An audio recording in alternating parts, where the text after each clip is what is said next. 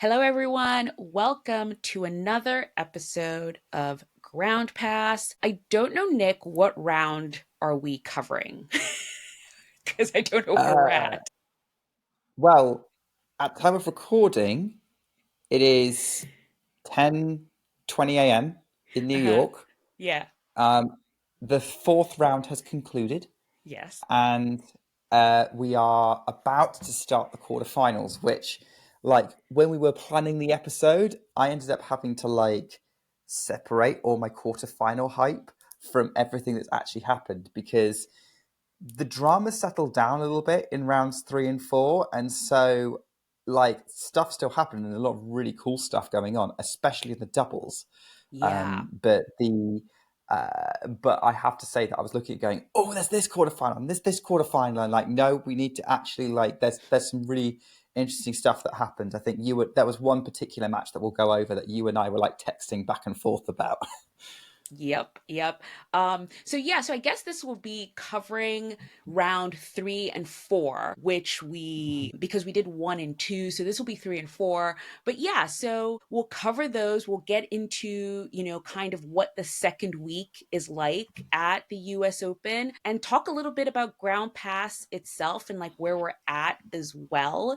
And get into what middle weekend felt like because it felt a little different this year. And I want to talk about that. And because the thing where the US Open every single year they do the thing where it's like, we broke records and we sold this many honeydeuces. So I'm interested to see what they say this year because I definitely got a different feel this year. And I don't know if it's because they were either less people or they kind of switched around the way they sold the tickets. I'm interested to talk about it, and then we will see what they say at the end of the tournament in terms of record breaking or anything like that. So settle in, grab your coffee. I have mine. I didn't spill it today because I have a lid that's properly sealed. But yeah, so let's get into it. I mean, for those who maybe not watching the video, Anastasia was wearing a white like jumper thing, and Yeah. so that would be the worst outfit to spill coffee on. Let's be honest. Totally the worst. It would be absolutely horrible. But no, everything is secure. So I will not And be, a waste of coffee, which is the bigger tragedy. which would be the mega tragedy. But let's start getting into it. So let's talk about the drama settling. There wasn't much in the third and fourth round, I think. Like it kind of just simmered down a little bit. Like we didn't get the sort of like, smashing of rackets and yelling at people that we got in round 1 and 2. Is that a good thing or a bad thing for you? Because I wonder whether it's a night. I would say it's nice to have a little bit of calm, and Hmm. there were definitely still some good matches in there. But I know that we love the drama at Ground Pass, but I think it's not necessarily a bad thing because it was too much or the wrong kind. Yes.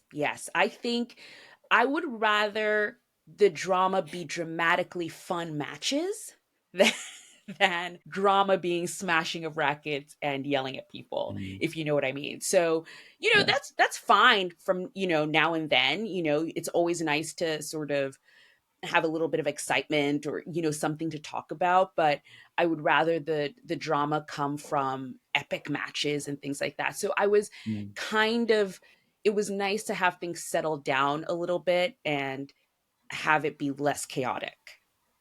Tell you what, though, we did get an epic match, and I think Yes, we this did. seems like the perfect time to segue into that, which was Yes. that Louis Armstrong match that you were at and you were texting me from Barbora Krejčíková and Taylor Townsend, which Krejčíková made it, but only just because Taylor Townsend had match point 8 times. And gosh, I have really conflicted feelings about that because I'm so impressed by what Krejčíková did and the way she kind of dug in and fought back because she went from not playing well to playing great. Yeah. But also, I really, really wanted that breakthrough for Taylor. I really Yeah. wanted that. Yeah, it was really tough. It was really really tough because so I was sitting in Armstrong during that second set tiebreak, and you can't move. That's a tiebreak. So, and what did that go to? 13 something? What was the 15. score in 15? Yeah, it let me look. I have the scores up right now actually. Yes, 15-13. That went to 15 and it got to the point where my legs fell asleep. So I was just like, what is going on? And you're right, she saved Barbora Krejčíková saved 8 match points. And from the beginning of the match, Taylor just seemed so in control of the match. And Mm. even into the second, like she just seems so in control. But each time Barbora Krejčíková saved a match point, it was almost like with each save, Taylor deflated a little bit and became more quiet. And she's not a Mm. quiet person. She's big, she's loud, she's like very expressive as a player. So to see her sort of become a bit quiet was it just wasn't the way she plays. And a part of me just said, you know what? If she loses this tiebreak, it's almost like she's lost the match. Like I just didn't see her coming Mm. back. And I had watched Barbora Krejčíková, the match between Barbora Krejčíková and Emma Navarro. Emma Navarro was like, I think she was like 3 love up. Was it in the third or the second? Like she was winning that match. Was it the Third third? set, 3-1. Yeah. And I was watching it and literally just watched Emma Navarro lose the match. I was like, wow, like that's crazy. I didn't even think anything of it. And then in the middle of that second set, as Barbora kept saving those match points, I was like, oh no, it's Emma Navarro all over again. It's literally Emma Navarro all over again. And once she lost that second set, I just thought, it's Barbie K. She's a Grand Slam champion. She does this. And she just dug in. And I think she just was so determined to give it a. I don't even know if she thought she was going to win it. But what I thought I saw in her was she was going to give every piece of herself. And Taylor was going to have to wrestle it away from her. Like she was not going to sort of like give it up. You know what I mean? Yeah, like it's interesting at the moment, and like there's a lot of points there that I want to comment on and like lead on to lots of different potential conversations that we could have. Because with Krejčíková, like this is not the first time she's done something like this. Like both times she's won Grand Slams, she's won like an epic match. Like the Roland Garros, she saved match point against Maria Sakkari in the tiebreak in the third set because they didn't have deciding tiebreaks back then, and she saved a match point against Sakkari and then like just completely gritted out a really long third set to win it, and then ended by saying I always wanted to win a match like this. And I think that's when a lot of the belief kicked in and took her to that first slam. And then her Wimbledon title, she won playing a first round match against Veronika Kudermetova that also went ridiculously long and was also down to, despite neither of them playing particularly well. So it's not unheard of for Krejčíková to do this. That being said, I do think that of those 8 match points that Taylor Townsend had, Krejčíková saved them. I don't think there was any of them that I felt like Taylor played badly on or could have done much more with. Like, right. was it? I think it was like the 7th or the 8th match point that Krejčíková hit a forehand return and it literally just clipped the corner of the court, and I was just sat there going like, What? what can you do? She literally just rolled the dice and went for it on that return, because I think her belief after saving every single match point went up as well.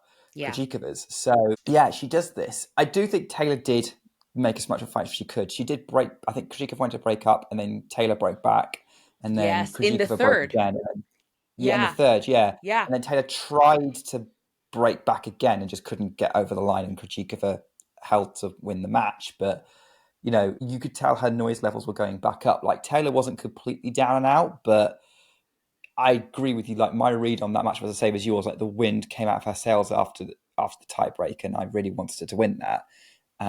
But oh well. I mean, the question is like, can Krejčíková do this to 3 Americans in a row because she's got Pegula next? Yes. Yes. And it would be a bit crazy. And I think at least what we know now is the crowd has no impact on Krejčíková, because I cannot explain to you how loud that crowd was for Taylor.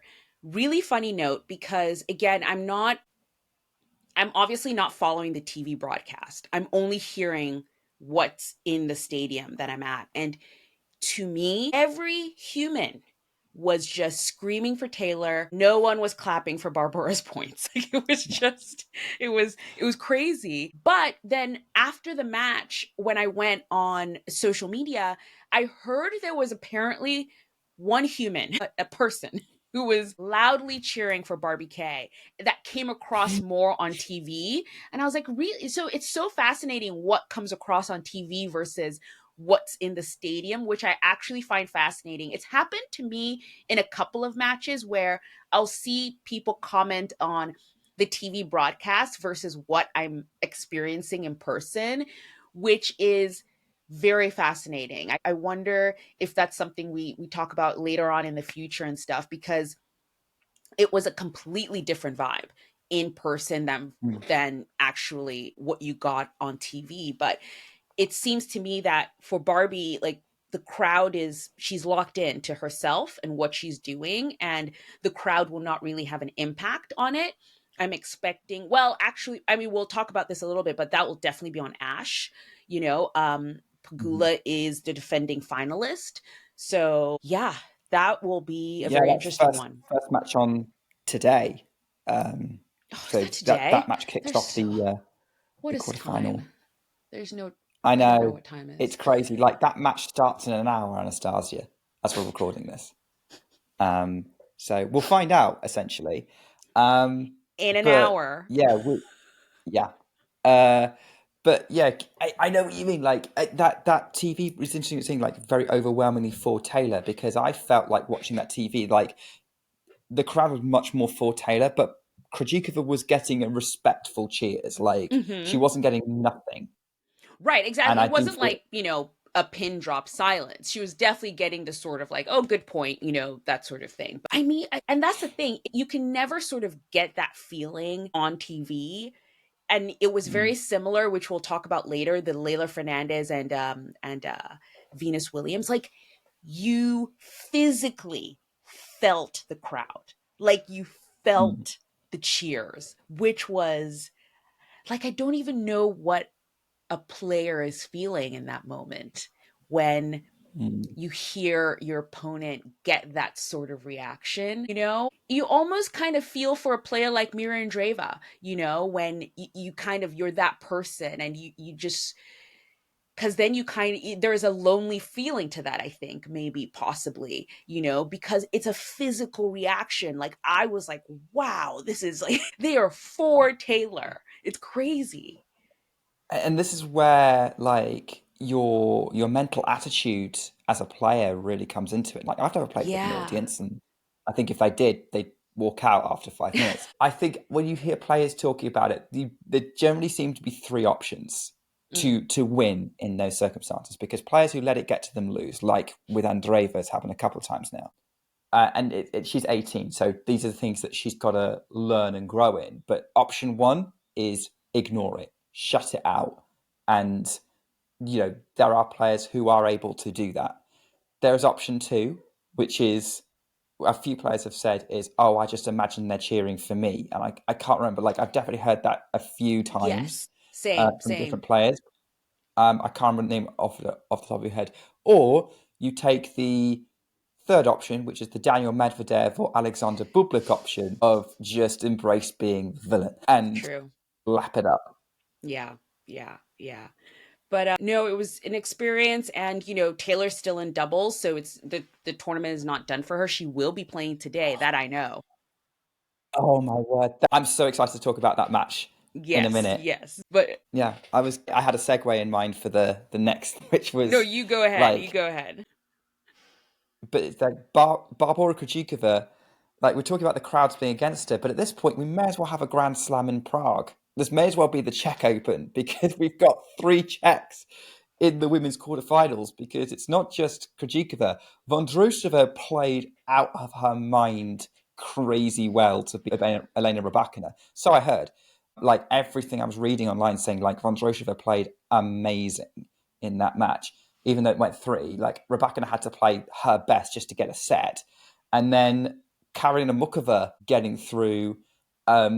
and literally maybe pushing herself past the physical limit to do that. Yeah. Again, I haven't watched the match, so you did. So you can kind of give me an update on clearly not looking good for her, but she's in the mix too. But she always does well in the US. Yes, yeah. I'll start with Vondi. I watched Vondrushovan's match on replay, and the way she's serving, first of all, she's serving like she's as tall as Rybakina, and she is not. She's not as tall as Rybakina. She's pretty much my height, which is 5'7". But she was serving so well, and she's so fun and crafty. And what I loved about rewatching that match is you're in the United States. It's in a predominantly American audience. You have Elena Rybakina from Kazakhstan and Marketa Vondrousova from Czechia, and they're playing a night session match on Arthur Ashe, and you're thinking, well, this is going to be a dud. Like, how are they going to sell this match? And they didn't have to. Marketa Vondrousova and Rybakina sold that match. I think people left that stadium and thought, now I want to see more of whatever that was, because it was so fun and crafty, and like I just feel like those people hadn't seen points like that before. And it was like the female version of Carlos Alcaraz. You know, when you're doing the drop shots and he's running to the net and he's doing all the fun things. They got to see that in Marketa. And I really do hope that they leave that match thinking, let me follow this girl and let me go watch more of her matches, because it was really, really fun to watch. And in the case of Mukova, so I watched the second set and the third of, well, half of the second set and all of the third of the Marta Kostyuk and Karolina Mukova match. And I mean, I really don't know how Mukova won that match. I cannot tell you how she won it, because she was on one leg. She was literally Again. exactly, not again, but she was literally on one leg, because also she was serving out on my side, because I couldn't really see it when she was on the other side, but I was on the baseline when she was serving out the match and she was on my side. You couldn't see it when she was actually playing the points, but she would like be limping to go get the balls from the ball kids. And I was like, how is this possible? How is it? What's going on? And I hope it's just sort of like muscle strain, and it kind, it's something sort of like a day off will help, so it's a little bit better. But I was like, wow. And I think it's sort of, it goes to show a bit where how skilled she is in sort of placing the ball in places where Marketa, not Marketa, Marta Kostyuk just couldn't get to. Her serve was really good, and she could just place the ball in places that would help her out to sort of serve out the match. But man, that last set, I was like, even I feel like you could even tell Kostyuk, because at the end she was just shaking her head, because it was, I think she knew, she was like, wow, I'm losing here. She's barely walking. So it was very interesting. It was an interesting watch at the end there, because even the people next to me, they were like, is she limping? I'm like, yeah, she's limping.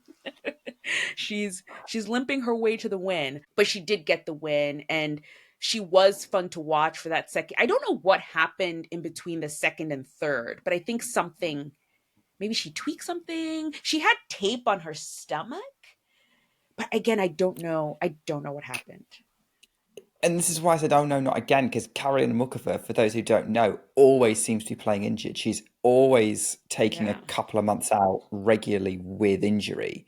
Mm. So maybe she's just used to playing with pain and a compromised body and just plays through it because she knows she can play really well. And that's a big reason why she's kind of underachieved in her career, which is crazy to think. She's got one WTA title. She's been to a Grand Slam final once. In fact, if anyone remembers, like she was a break up in a deciding set against Iga Swiatek at Roland Garros. Like she's probably in terms of, some people would say Ons Jabeur is the player on tour right now who's become the closest to a Grand Slam because she's been in a final 3 times. But I would say it's actually Karolina Mukova because she was 2 games away from one. So she's, yeah, I hope that she feels better. In some ways, I actually hope that she doesn't play against Naomi in the quarters because I don't want her to just do anything worse and then take her out for the rest of the season because she's got the final in Beijing points to defend and she should still be seeded with just like how many points she gets. She always plays well when she plays, but she's Yeah. always got this physical limit in place. And it's such a shame because she's a bit like Vondrousova. It's just fabulous to watch. She can do anything with a tennis ball. And I just really hope that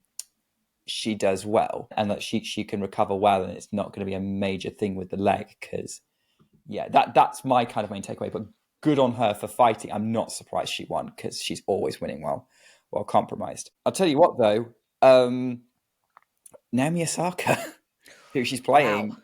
what a story. Wow. Is she back? I think so. And you know what it is? I've kind of been saying this a bit, and maybe this is one of our kind of like when it's off season and there's no real tennis to talk about, and we want to talk about coaching because there isn't much happening on the grounds.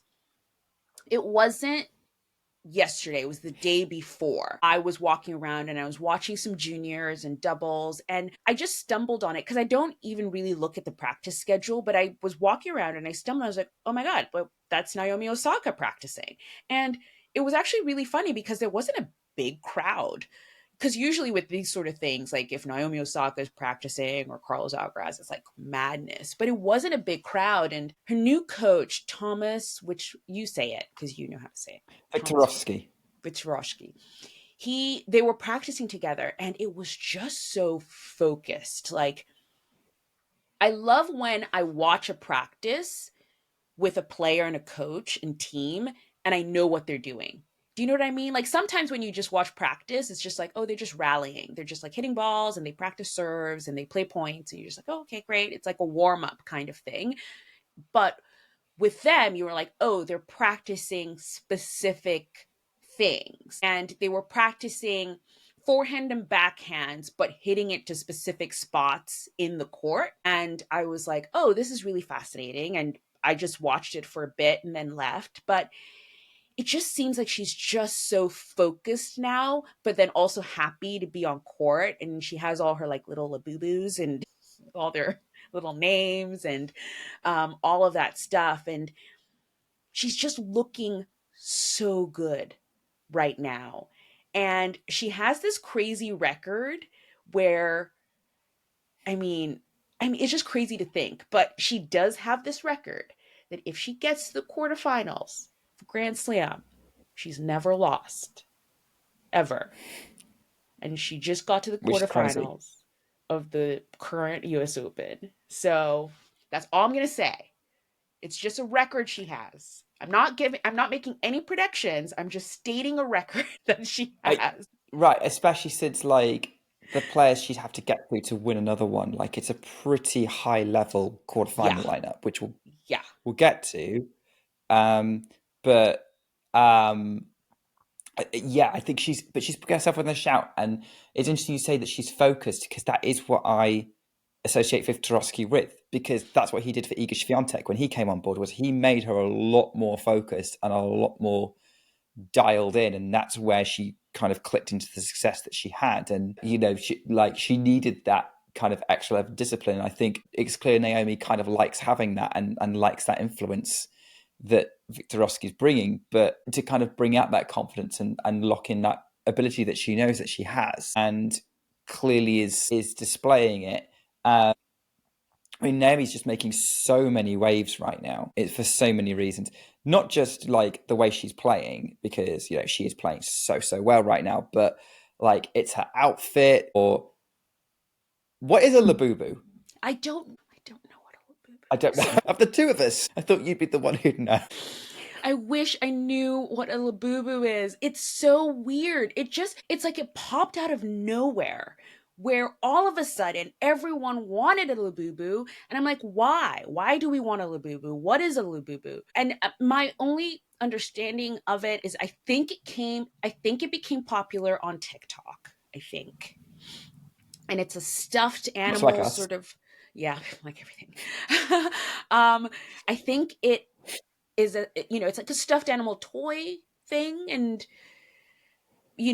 and I think that's it. Like I think it's just a stuffed animal toy, and it's popular, and it's a keychain. It's like a thing you hang off of things, like your bag or whatever. Rybakina has had one for a while, hanging off of her Wilson bag. Like a lot of times, I'll see photos of her bag and it'll have like, it's this like really cute brown, because it looks like a brown teddy bear. And I was like, oh, that's like a little cute, like brown, like teddy bear, but it's a Labubu. But yeah, it's just something that really blew up. And, you know, Naomi all throughout she has these sort of like bedazzled ones, so they're special. Like they don't usually all have those sparkly bits on it, and she's named them. I love that it's cute. Like she's named them after iconic tennis, like historic personalities like Billie Jean King, Arthur Gibson, Arthur Ashe. So I love that she's doing that. But I also just think it's all part of how happy and confident she feels on court. Like, I don't think you're doing that if you're sort of like worried and, sort of like in not a great place. She's doing it because she's having a good time on court. And if, you're having a good time on court, you're playing well, good things can happen. So I think that's great. Yeah. But we can say that about pretty much any player, right? Like any player's having a good time is good at that. And we know that when Naomi's won before is when she's been having a good time, or when she's been playing well before anyway. Yeah. Like she's been in a place where she feels like she's having a good time. Unlike Coco Gauff. Yeah. And you know what? I think with Coco Gauff right now, I think it's all sort of like work in progress. Because I understand. Exactly. I think because I got a lot of messages from people actually after this loss, because they were like, what's going on? She just won Roland Garros. And it was kind of very similar to what happened after Wimbledon, where everyone was like, what's going on? And I think people need to understand this is something that's been going on all season. If you're new to following tennis, if you've just started following Coco Gauff or anything like that, she does have this issue with her serve, her forehand technique, and it's something she's trying to fix. And she has hired a team to help her do that. And it's just going to take time. And I think the good thing about Coco Gauff right now is she's already won 2 Grand Slams with her current technique. So just imagine what happens when she fixes all of that. You know what I mean? So it's kind of like, I think it's just a work in progress. I think listening to her press conference, she's just so positive about everything, and knowing that she has time. She's only 21 years old. I know she's been on tour forever, but she's only 21 years old, and she totally has the time to make changes. And also, unlike a few players that we're going to talk about in a bit when we move on to the men, she's willing to make those changes. She sees that she needs to make changes in her game and is willing to make those changes and try and be better. So I think the prognosis looking forward for Coco is all good. We kind of talked about this in the last episode, didn't we? We did our round 1 and 2 lineup. We did talk about it. We talked about the Lost Boys and what happened with them, and Coco being an example of someone who does adjust. And I think also we need to have some perspective on this. One, Coco literally decided to start really making an effort on this change the week before the US Open. That was not enough time for that change to take effect. But it's good to see that like what she can do beats nearly everyone except the players who are really, really having a good week, like Naomi. Like this was a far better loss than that Yastremska won at Wimbledon by comparison. Also, let's also put this into context. You're right. She's 21, and most players like develop way beyond what they usually play at 21. Like Coco's not even at her peak yet. 22 to 25 is generally the peak ages for a player. Maybe you could stretch it into 26. That might be getting a bit longer now because you've got Sabalenka playing at the moment, who's like 28. 27. She was born in 98. 27 coming into being 28 next year. But then the other thing you've got to think about is Coco Gauff's game is currently enough for her to occasionally win a slam. Like, which shouldn't be taken lightly because slams are like the hardest thing to win in tennis. They come around 4 times a year.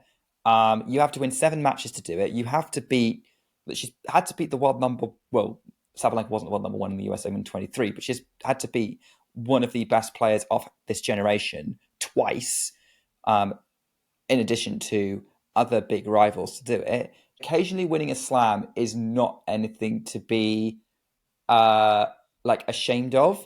It's just basically it's taking her from someone who's a bit like a Barbora Krejčíková who might win a slam ever occasionally, or who else was like, I'm trying to think of someone a bit more like recently from back in the day, like an Osaka type who suddenly comes on fire and wins something and then doesn't really keep that going throughout the year, to being a world number one who performs at that sort of level week in, week out, like at the best level week in, week out. Because the other thing that's amazing about Coco Gauff is that her worst level is enough to win most matches that she plays against the best in the world.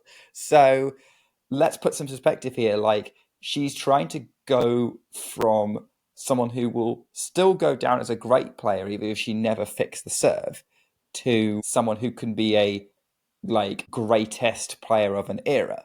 And that's like the fine margins we're working with here. And so let's be patient with it. If it never gets fixed, she'll probably win another slam. So it will happen. The question is not will she have success again? It's how much. Yeah, no, totally. Well said, well said. But let's jump to the men, because you know who's also having success right now and like just crushing it out of seemingly nowhere, but I don't think it's nowhere? Felix Auger-Aliassime. Wow. Wow, Wow, Felix. Felix. Yeah. Like, honestly, like nobody was giving him much chance because like he had a great start to the year and then faded and Mm-hmm. like just sort of went back to being a bit anonymous and getting a Yeah. couple of wins here and there. And then it's just clicked this US Open because he's beat Zverev, which was a big win because like, oh gosh, I was talking to a couple of people from kind of that we know from the depths of the tennis fandom. And they were not giving him a chance against Zverev. And I was No. like, are you sure? Like, Zverev could be a bit hot and cold. Like, let's not rule out Felix here. I was a bit surprised. Well, I didn't say that, but I thought that. And I was like, surprised that they were like just ruling him out so quick. And then when he beat Zverev, I was like, yeah, he's probably going to beat Andre then. And he did. And it was convincing. Yeah. So, yeah. Felix is looking good right now, and he is definitely probably for me the biggest story of the men's side. I don't know about you. Have you caught any of his matches? Yes. So things actually started happening for me and Felix, I think. Like when I kind of saw a switch was when he played Billy Harris. I It was on Stadium 17 and he actually wasn't playing great. Billy Harris was like doing Billy Harris things and Felix just was not playing well. And he I think it was the second set he won, and his reaction to winning was crazy. Like it was such a visceral, just from your insides scream. And I don't remember if I got it on video, but I definitely got some photos of it, but you can't really get what I mean, it was so, I don't know, like I there was just a moment and I was like, wow, like this really meant something to him. And I was like, he's playing a match against Billy Harris. No offense to Billy Harris, but I don't think that should have elicited that. But I just thought, something's going on here. So I made it a point to see his match against Zverev, and Zverev won the first set, but Felix was playing well. Second set, went to tiebreak, and Felix won. And I just had a feeling. I was like, you know what? This is going to be a grind. This is going to be a five-setter, and Felix is not going to let this one go. Like, he is going to grind it to the end. So I was like, I'm going to go home because it was a night match. It was the second one. It was late. I was like, I'm going home. I don't want to be here till midnight. I'll watch the rest, on my phone on my way home. Well, it was four sets and Felix won the rest of the match. And I just was like, wow, he is so locked in right now. He was playing so well. Like, it was crazy. And I thought he might have a chance here against Andre. I was not as convinced as you that he would win the match against Andre, only because I had also watched Andre's match against Coleman Wong. Now, Coleman Oh Wong yeah. was awesome. Like, Coleman Wong was so great, but Andre was also really good in that too. So I thought, what could happen?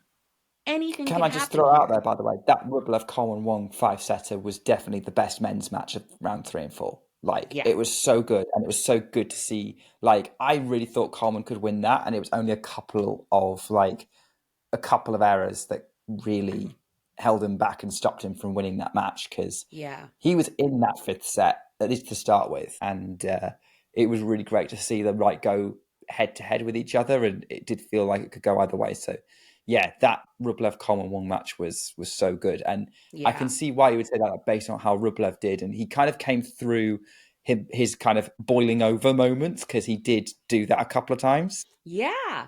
So I can see why you'd be optimistic after that. But I don't know. There was something about I thought Felix looked better by comparison.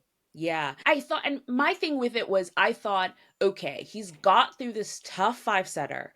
He did have those moments, but he was able to rein it in.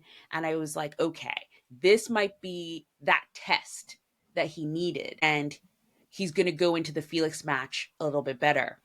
No, right from the beginning, he reverted right back to form. And like, because so I was in Louis Armstrong, not on Ashe, which we'll talk about Ashe and why that's not a great ticket. I was listening to it, and right from the first set, they were just talking about how he was so down on himself. And I was just like, you can't revert right back to form the first chance you get. He lost it from the beginning. But Felix still played well, because you still have to play well against Rublev. Even when he's being down on himself and, he's doing his thing, you still have to play well against Rublev. And Felix did. And it's really nice to see him playing back at, I think, the level everyone expected him to play for so many years. And now he's finally bringing it back. Yeah, and he did it once before. He got to the US Open in 21. Yeah. And It's just been so long. It's been too long. And he was having such a good season, like 21, 22. And I think he's just had a couple of fallow years, but hopefully this is I don't know. I'm not holding too much hope about Felix's consistently showing it, but I think he's going to be difficult to kind of say, to kind of rule out. So I think he's probably the biggest story from the men's side, other than the Lost Boys story, which I know you want to talk about, has kind of developed a little bit, because, well, we talked a bit about it, because when we last recorded, we'd lost most of them, and then we lost the last couple of them in the last round. So you're talking Zverev losing to Felix. I don't know if Andre counts, because technically he did make second week. He's in fourth round, No, but I don't think Andre really counts. For me, it's just Medvedev, Tsitsipas, and Zverev. And, there isn't really much to say at this point. I think good news, I guess. I don't know if you'd say it's good news. I guess the update you can say is Medvedev has switched out his team.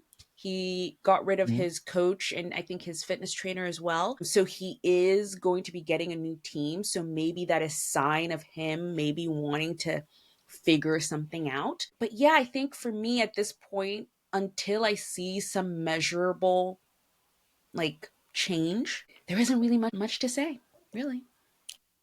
Yeah. you know who might have something to say? Well, who did have something to say was Bublik, after losing pretty badly to Jannik Sinner. He beats Tommy Paul in an epic five-setter.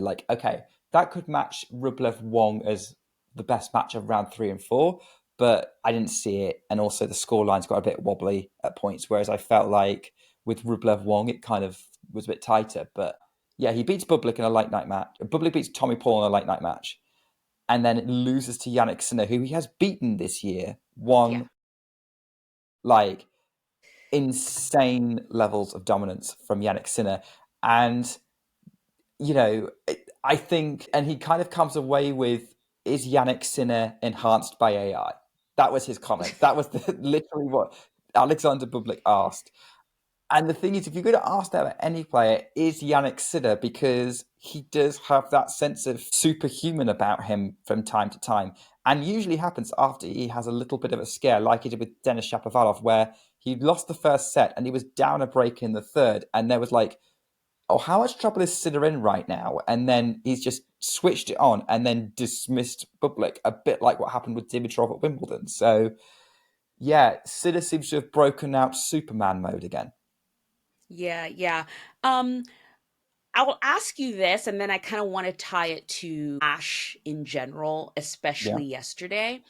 But do you think, though, because I kind of watched a bit of this match, I watched it on the big screen. Bublik, for me, kind of does this, where I'm not sure how much effort he was putting in that match the moment he Mm. started losing. Because, and I think it might be sort of like this joking around thing he does might be a protective mechanism for him in terms of like, oh my God, Sinner is an AI. He's so good. Like, Mhm. obviously, I lost six, 1-1-1. Um, because I was watching the match and I'm like, why are you laughing? He was just laughing through the whole thing. And I don't know. People paid a lot of money for those tickets and it just seemed Mm. like a dud of a match. And you know what was actually crazy, because I didn't expect this, but I was watching Sinner's press afterwards and a reporter actually asked him that. A reporter asked him, what do you think about Bublik's effort in the match? And Sinner tried to be as diplomatic as possible, saying stuff like, he probably just had a bad day, or, you never know what's going on in a player's life, or whatever. But I don't know. I don't know what you think about it, but I don't know that Bublik was giving full, complete effort in that match. Uh, it wouldn't surprise me with Bublik. I mean, we talked about Rublev reverting to type. Like, Bublik has looked locked in. Like, he was The locked whole in over the time. summer and he was picking Yeah. up loads of results. And at the end of the day, that probably takes a lot of focus. And sometimes, yeah, you just do revert to type. And Yeah. I don't know. I think maybe he wasn't going to win the match. Sinner is just that good. And Bublik said that before when Sinner was a lot younger as Yeah. well. Like when he played Sinner was like a 19, 20-year-old. Like, good grief, this kid's insane. I think it was in Miami in 2021 when Sinner reached the final for the first time in a big tournament, lost to Hercatch. Remember Hercatch? But yeah, Oh, he's wow. uh, yeah. I guess yeah, with Bublik, it's difficult to really know. He's super unpredictable, but that's part of the fun with him. Yeah. And like say, did make the point of like, oh, he did have a late finish against Tommy Paul and probably wouldn't get to bed until 5, 6 a.m. So that's probably going to impact his prep. And against Sinner, you can't go in cold. Yeah. Um, there's a lot of things. I think Sinner's answer was a bit more than was diplomatic, but I think there was a lot of truth to it. Yeah. Um, so I don't know. Let's see. So let's see what Bublik is like the rest of the season and whether he's locked in again. But you say people paid a lot of money for Ashe. They might have paid a little bit too much for what they get. A little bit too much. I was because I posted about this today and someone actually asked me, they were like, wait, what do you mean? And so yesterday specifically, if you wanted to get a ticket for Ashe, so there's a day session and a night session. The night session was more expensive, but let's take the day session for example. You got two straight set matches: the Felix and Rublev one straight sets, and then the Coco Naomi one straight sets. Nosebleed seats, so the seats in the 300 level nosebleeds, were going for about $500 to $600, and that's what you Oh, got. Same thing in the night session, which was even more. So you were getting $600, $700. So you got Sinner and Bublik, and then you got Amanda Anisimova, and who was she? Beatrice Haddad-Meyer. Two straight set matches. Even I think what Amanda Anisimova and Beatrice Haddad-Meyer. I think that was 6 love 6-3. Yes, 6 love six yeah. three. I think that's what it was. So those are for the nosebleed seats. You go lower and you're paying thousands of dollars minimum, thousands of dollars. And I'm just sort of like, why are you paying that when you could watch that on TV? You know? And I Yeah. was comparing it to a ground pass, which for a ground pass yesterday, it was kind of like around 154, like in that 150 range yesterday. And I watched Iga Swiatek, I watched Venus Williams, I didn't watch the Lorenzo Musetti match, but then I watched, who else did I watch on Louis? I watched Diminor on Louis. Then I went over and I watched Karolina Mukova and Marta Kostyuk on Grandstand. I watched Tracy and Cash, that doubles, and with the Italians Bolelli and Vavasori on Grandstand as well. I watched Taylor and Siniakova on Grandstand. All of those matches I watched for way less than what you paid for Ashe. And after your day session on Ashe, you could obviously, like, I think right after the Naomi match, which was the second match on, you could have caught the end of the Mukova match and then gone to watch part of the Venus Williams and Carlene Garcia match. So, not Carlene Garcia, and Leila Fernandez match. So you would have gotten some of those matches too, but still I paid less. So it's just, I don't see how that's worth it. Like, it's just not worth it. I watched a bit of the Coco match on the TV outside of Ashe as I was walking back and forth and stuff like that. So it's just tough for me to justify tickets in Ashe. Like, I get it. What a lot of people do, it's like, I always tell people, it's if it's your first time ever going to the US Open, I completely understand. If you can get standard tickets, which unfortunately that's the bad part.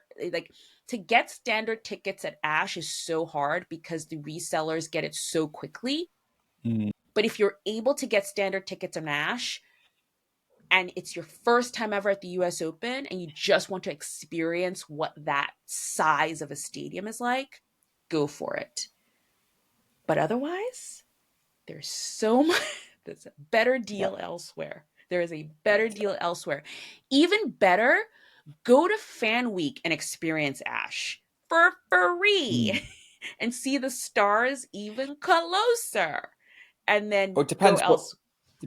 depending what it is you're going to see. Because if it's a practice, Yeah, it's free. If you're going to go watch the mixed doubles, it's not. Or if you're going to go it's not watch the exactly. Or Stars of the Open or like whatever, it's not free. But if you just want to see like Carlos Alcaraz up close, just go watch him practice. Can I You ask a couple know? of questions, Anastasia? Because Yeah. this Yeah. will kind of help with your point, hopefully. Question number one is, um, when you buy an Ashe night session ticket, Yes. do you only get tennis or do you get anything else? You only get because so the night session on Ashe starts at 7 p.m. You are allowed on the grounds at 6 p.m. So only an hour before. So really, like, it's actually not that great a deal. It's just the prestige of being there. It's like, you're in the biggest tennis stadium in the world and Yeah. you're paying for And the you get to privilege see of it. Novak Djokovic from very far away. Okay. He's this big. I'm going to give you a seemingly random figure here. Okay. What kind of ticket can you get at the US Open Okay. for $468 or around that mark or less? $468. Like one Yeah. ticket or multiple Like, tickets? yeah, just if you're going to spend $468, and I appreciate it's a very specific figure, I will give you a reason why. Okay.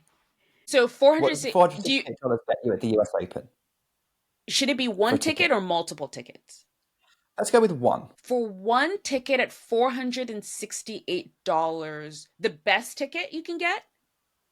Yeah. The best ticket you can get is courtside Louis Armstrong. I would do that. Okay. And any Yeah. particular day or? I would first week. So you would be able to get first week courtside Louis Armstrong for that amount of money. Yeah, you could get that. Okay. Yeah. Right. So there is a reason why I put that number out. Yeah, There was a why? little bit of those of you watching the video would be like, why is Nick looking at his phone? He should be professional looking at a podcast. And recording a podcast. $468.85, which is the same as £350 sterling, which is how much it costs for a Wimbledon finals ticket. Just to put it into perspective. To kind of highlight, because you've done a fantastic video on the pricing of Ashe, which is out on our socials. We've kind of made this point of like, the numbers you've given are just crazy for what is just like middle weekend or even early week tickets.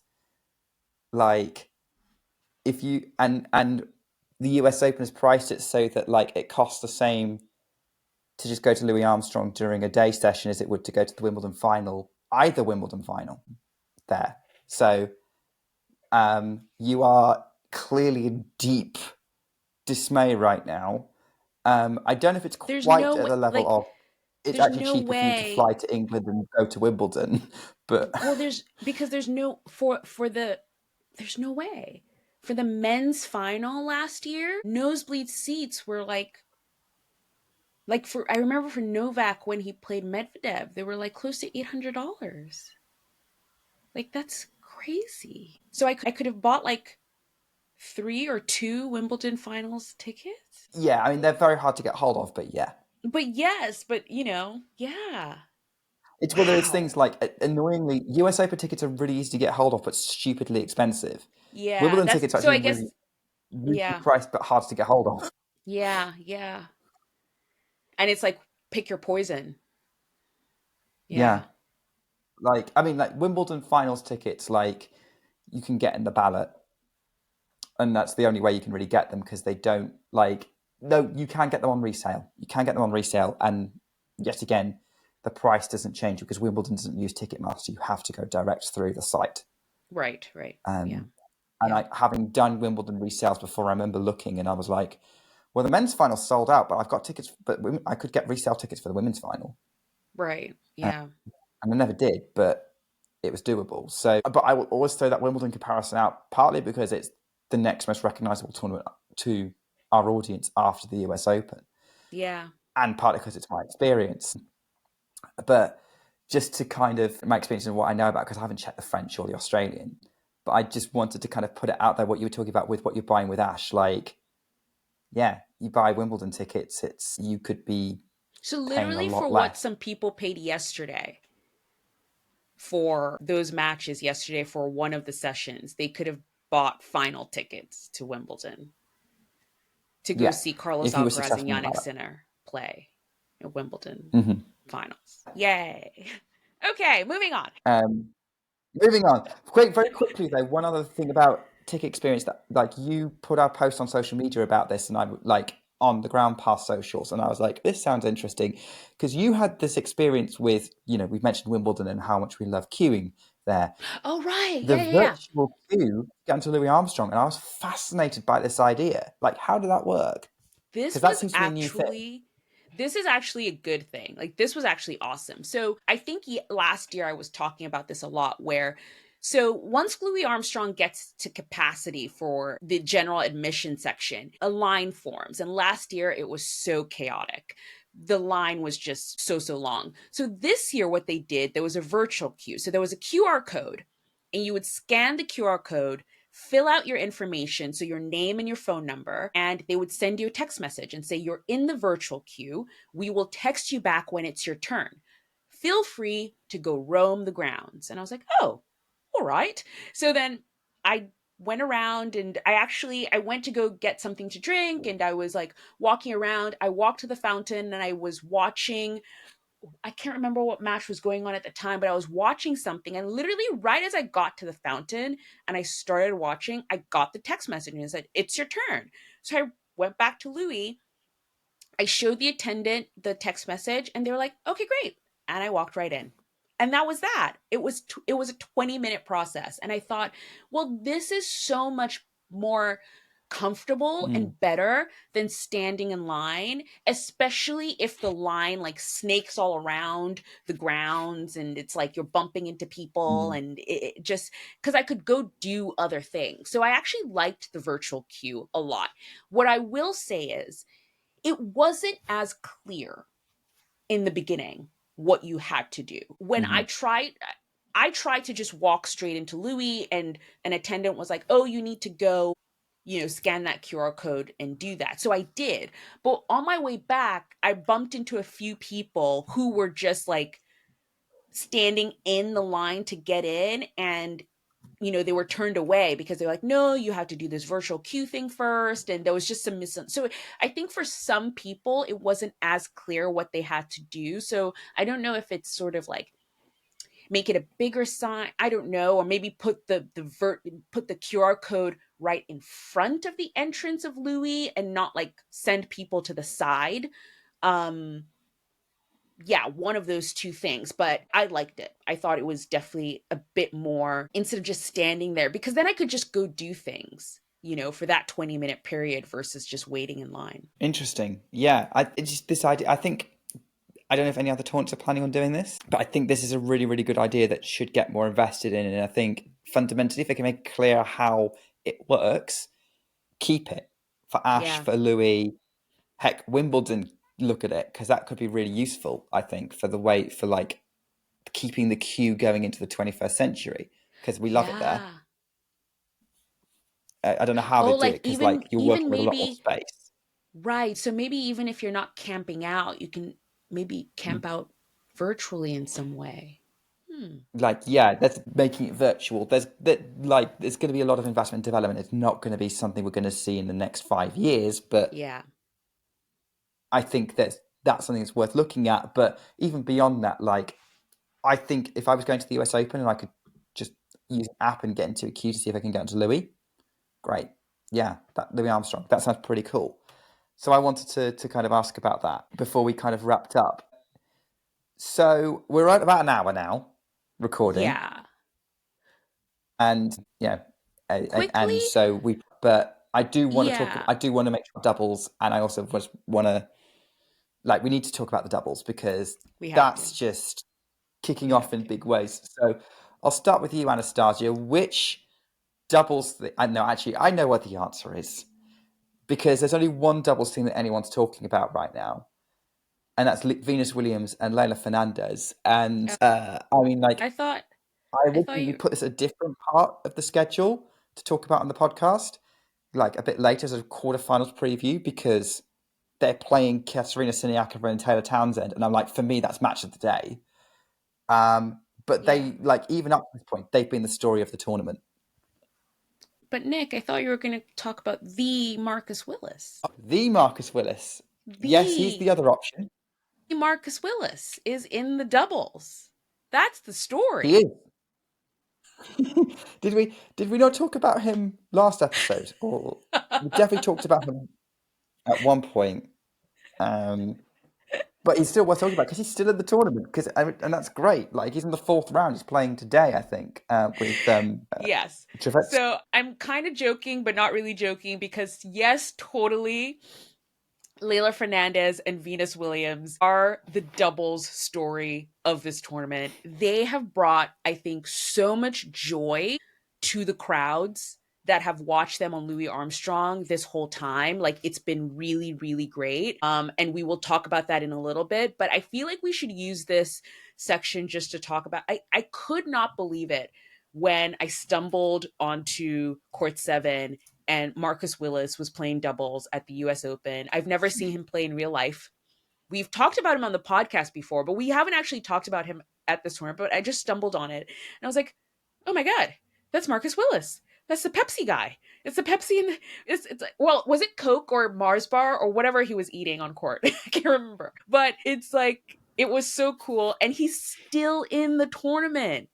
Like, I I don't know. know why, and I don't know why people are not talking about this. He's still in the tournament, guys. He's still playing. So it's really nice to see. If you don't know the story, we've talked about the story before. He had a really cool run at Wimbledon that was ended by Roger Federer, but it was such a great moment. I will put the link to the episode of the podcast where we talked about it in. And yeah, feel free to go back and listen to that. We've also had some crazy upsets in the doubles already. We had one yesterday. Yeah, was that Havar and Patton going out? Oh, wow. Yeah. You know what? Wow. We've had so many actually, because that's not the one I I was think I talking put about. down like we've had a lot of upsets in the doubles. Like I looked at the fourth round and I was like, where have all the seeds gone? Yeah. I was actually talking about the one with Cash and Tracy. They took out the seventh seed, Bolelli and Vavasori. That happened yesterday. That's the one I was talking about. But also, yes, Patton and Heliavar are out. Harrison and King are out. Yeah, a lot of seeds are out in the doubles for sure. But let us get into the matches that we are looking forward to in the quarterfinals. So this isn't a 2 hour long episode. Yeah. And I and I can get this out today for sure. But there's a lot. Let's start with, you know what? Okay. Let's actually start with this because I think we need to sort of talk about this a little bit. But Taylor Fritz is playing Novak Djokovic tonight. Yeah. And for me, Taylor, that's the best. That is the match of the men's quarterfinals. yes, for sure. And Taylor Fritz is the last American man standing. And nobody gives Taylor Fritz his due. Okay? Nobody talks about Taylor No. Fritz. All we do is talk about Ben Shelton and Tommy Paul and Francis Tiafoe. And yet, Taylor Fritz is the highest ranked American. He is the one always winning the titles. He always gets to the tour finals, and we just don't talk about him. And I just feel like Mm. he's due something. Like, he got to the finals of the US Open last year, and yet he just doesn't get his due. No, he doesn't. Like, so many people seem to be handing this win to Novak, and I don't think that's going to be simple. And yeah, all right, they've played 10 times and Novak's won all of them. That's why. Yeah. But Taylor's better than he was. Yeah. And he's got through this draw pretty well. Novak's old now. Like, how long is this going to continue for? I think Taylor's going to get at least a set in this Yeah. match. And it's going to be a big night on Ashe between those two. That is tonight's night session, I believe. So, yeah, I think Taylor's a lot more confident. He's got the game to take it to Novak, at least make it tiebreaks. Like, I watched him at the tour finals, ATP finals. I think it was 2022, I want to say, where he pushed Novak in the semi-final. Like, that's 2.5 years ago. There's more to come from Taylor Fritz. So let's not rule anything out. This is why it's the biggest match of the day, I think, because I genuinely don't know which way it's going to go. Like, Sinner against Musetti on a hard court, kind of know which way that's going to go. No disrespect to Lorenzo. Carlos Alcaraz against Hiri Lehechka. Again, Lehechka is someone who can bother Alcaraz, but I think I know which way that's going to go. Felix against de Minaur is interesting because obviously we're going to get an underdog semi-finalist, but I kind of know which way I kind of think I know which way that one's going to go, actually. Mm-hmm. Felix, by the way. Yeah. So for this one, it's like, I'm not settled on which way this is going to go. So I think this is going to be a lot of fun, and I think Taylor Fritz might be about to prove a point. Yeah. Yeah. What's your big stat for the women's quarterfinalists? Yeah, so this was shared because I was actually I remember so I woke up and saw what happened, and it was like no surprise to me that Anna Samova won. That was the last result we were waiting for to complete it. Like, Anna Samova's been really, really good. And I was like, okay, when was the last time that every single women's major quarterfinalist had been to at least one Grand Slam final in their careers? When was And that? then I found it out almost immediately because our friend Mario tweeted it. Oh. So Wimbledon 1981 was the last time that all 8 Grand Slam quarterfinalists have reached a Grand Slam final in their career, and up to that point. So obviously I haven't looked up who they were. That was, I believe, Chris Evert won that year, just off the top of my head. Beat Hannah Mandakova in the final. But How is that just off the yeah, top of your head, Nick? Oh my goodness. yeah. So that's the big stat, and like the women's quarterfinals are where it's at because oh my word, you're going to get really good matches all the way through. The only one with a question mark about is Osaka Mukova because Mukova might be hurt. That one might not even happen. You never know. So that's where we're at with that. But yeah, they're just all like big names, and like what's also exciting is it's basically made up of 5 people who had kind of results over the course of the year that made you think that they could do well at the US Open, the obvious ones being Sabalenka, Swiatek. And then recently kind of Osaka, Anisimova, Pegula is always good at the US. So that was not a surprise that she's here. And then 3 Czech wildcards who always seem to play well when they're fit because the Czechs just create really brilliant players who get injured a lot and they've all decided to play well at the same time. Yeah. Yeah, I'm just so pumped for this quarterfinal lineup for the women's. If I was going to pick one I'm most excited for, it's actually Anisimova Swiatek because I'm kind of interested to see which That way that rematch. Wimbledon final rematch goes. And Anisimova, they're both playing really well. Yeah. Okay, Iga had a bit of a wobble, but then she just dismissed Alexandrova, Yeah. locked in. Anisimova's looked kind of locked in. I think Anisimova, it's not going to be 6-love again, guys. No. It's just not. No, it's just not going to be. No. It's not going to be that, but it's going to be very interesting. Yesterday, I posted to her socials because I hadn't really looked at the schedule until I got to the grounds and I thought, wow, the women's matches that we had yesterday were just incredible. And I posted everyone watches women's tennis, and even this quarterfinal lineup and the stat that you just stated, it's just like women's tennis is where it's at right now. And if you're not watching women's tennis, what are you doing? What are you doing? You know, because it's epic. It's just really, really great right now. We should make a t-shirt and just say everyone watches women's tennis. Yay. Is that going to be the next one on our merch line? Yeah, probably. Someone posted that because I posted that, you know, the women's lineup yesterday was so great, and you know, everyone watches women's tennis, and someone replied that should be the next t-shirt in our merch line. So I thought, let me think about it. Also, you put here as well, the women's doubles lineup is super stacked, and of course the match of the day. Yeah, so obviously we talked about that. Fernandez Williams against Siniakova Townsend, or it might be the other way around because Siniakova Townsend at the top seed. So, like, even if you didn't want to even if you just want to go with that, like that's going to be an amazing match because the crowd's going to be so noisy. And like, I don't know how much of a dream it is for Taylor Townsend to play Venus Williams, but I think it would be for any American. But like, Kudermetova and Mertens against Andreeva Schneider, yes. Yes. Babos Stefani against Dabrowski Routliffe, yes. Mohamed Shurs against Irani Paolini, yes. I think that draw held up so well. Plus, Fernandez Williams is this amazing wildcard team that would not be crazy if they won. The women's doubles tour is just amazing right now, and like this quarterfinal lineup, and they're all on about the same time. They're all happening today. Yeah. That's just what I'm going to be watching. So I'm going to repeat myself.